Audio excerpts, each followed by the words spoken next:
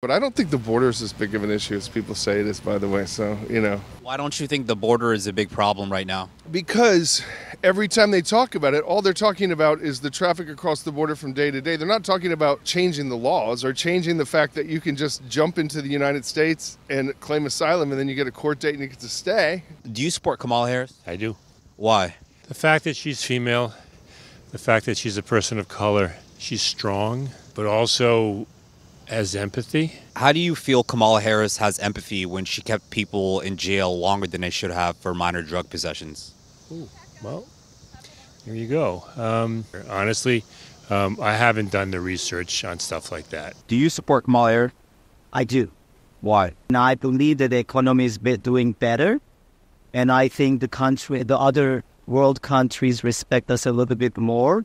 Can you list 3 things that Biden and Harris have done for the American people? I think restored dignity to the White House. Economically, they helped us recover from COVID, right? Both emotionally and I think economically they did. I've been a lifelong Republican, but I definitely support Kamala Harris for this election, yeah. Why?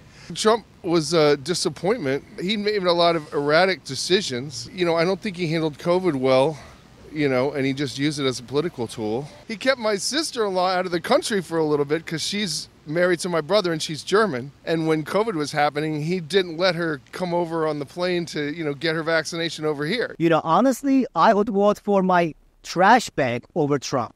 Why?